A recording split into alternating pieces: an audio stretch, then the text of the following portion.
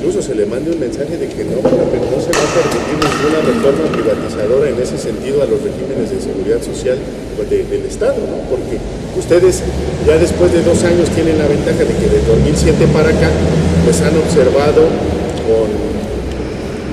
con minuciosidad cuáles son lo que ha venido afectando y los derechos que se les fueron cancelando, y que bueno, afortunadamente con la movilización y con los amparos pues se lograron recuperar una buena cantidad de estos, ¿no? Entonces eso da la pauta para entender que sí, la organización y la articulación podrían, ¿no?, de alguna manera servir ante una inminente ofensiva en ese sentido, ¿no? Por el momento no hay ni iniciativa presentada ante la legislatura local, ni hay, digamos, algo que ya se pudiera combatir en lo concreto, pero sí hay toda la intención, incluso ya se ha anunciado que está el proyecto, y que, insisto, es efectivamente para acomodar los regímenes de seguridad social de los estados a cómo se ha reformado el Sistema Nacional del Estado, con la misma característica privatizadora, ¿no?, sobre todo. Eso sería en concreto. Bueno, entonces, amigas maestras y amigos maestros, nos queda bien claro que para los trabajadores del Estado la única forma de estar pendientes de que esto no suceda pues es estando organizados y muy pendientes sobre todo de lo que está pasando. Licenciado, no sé si pudiera usted brindarnos alguna información donde nos permita a los compañeros maestros enterarnos a tiempo de cuándo se da a conocer esa iniciativa, porque sabemos que muchas de las iniciativas llegan al Congreso y se dan a conocer desafortunadamente hasta que ya surten efecto. Entonces, ¿cuál sería el medio más adecuado para poder investigar y estar al tanto de las cosas? Sí, es una buena pregunta. Me parece que una es voltear a ver los medios, digamos, que de alguna manera están emitiendo información que no están sujetos de alguna manera a cierta condición editorial, sino que de alguna manera pueden emitir información objetiva e integral. Y la otra pues es buscar a los diputados que de alguna manera de la legislatura local con los que haya contacto y solicitarles, pues ellos son nuestros representantes, ¿no?, y a la asamblea y a la legislatura local, y efectivamente están ahí porque nosotros los elegimos. Entonces es irlos a buscar y decirles en cualquier momento, en cualquier lugar que llegue la iniciativa a la legislatura local, tú como representante tienes la obligación de informarnos a nosotros cuál es el sentido y cuál es o sea, de alguna manera hay que ejercer la ciudadanía y hay que ejercer nuestro poder como ciudadanos, y nuestros representantes ahí son los que nos tienen que responder y los que nos tendrían que informar en el caso de que hubiera una iniciativa presentada en el Congreso. Muy bien, pues vamos a una pausa y regresamos.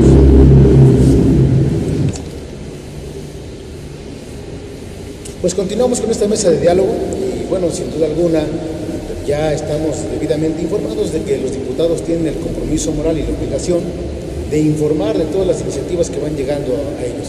Y bueno, en dado caso de que no lo hagamos nosotros como pueblo, como ciudadanía, pues debemos estar pendientes para pedirles que nos den ese informe que es parte de alguna de sus obligaciones.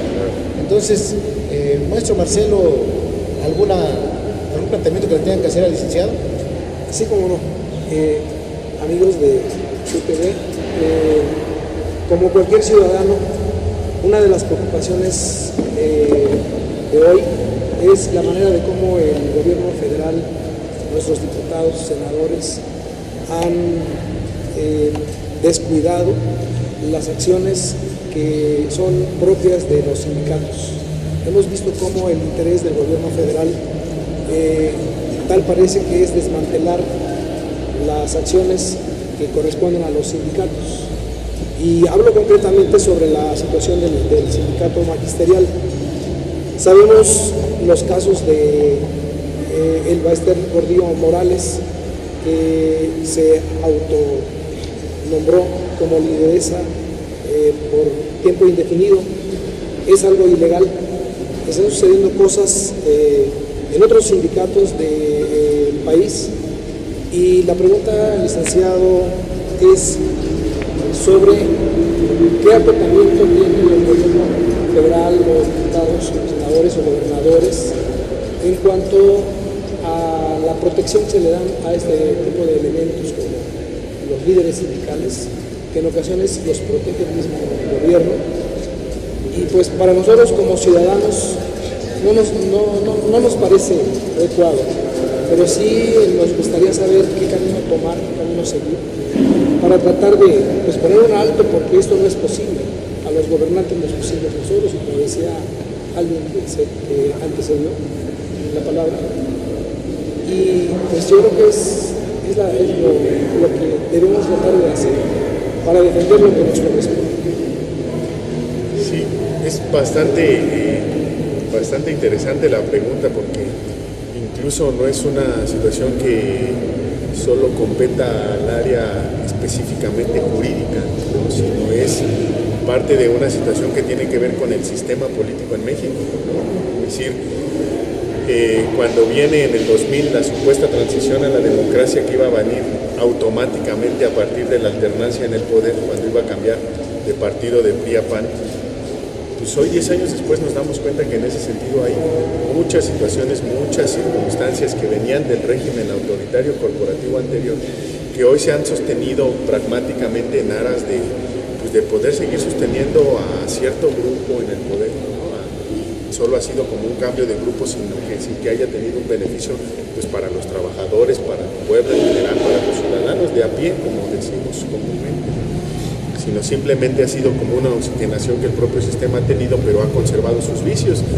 Y me parece que el vicio más a la vista, y en relación con la pregunta que usted me hace, que hoy tenemos, pues es el sostener liderazgos caciquiles en distintos sindicatos a partir del control que le representan para el gobierno y el capital político en términos de votos y de sostenimiento de su aparato y de su régimen, pues que se sostienen como en el régimen anterior, ¿no? Como antes del 2000, es decir, la supuesta transición hoy no se ha dado en ese sentido. Entonces es lo primero que hay que comentar, porque si la pregunta, si al final de cuentas es qué camino seguimos los ciudadanos para poder de alguna manera revertir esta situación, pues corre por ahí, ¿no? Primero por darnos cuenta que hay ciertos vicios, es decir, los liderazgos caciquiles, ¿no? Que se mantienen a partir del control que implica y a partir de lo que del capital político que representa. Y entre esos están, pues evidentemente, el Bester Gordillo Morales, quien se sostiene ahí porque le es bastante funcional al sistema y al gobierno federal.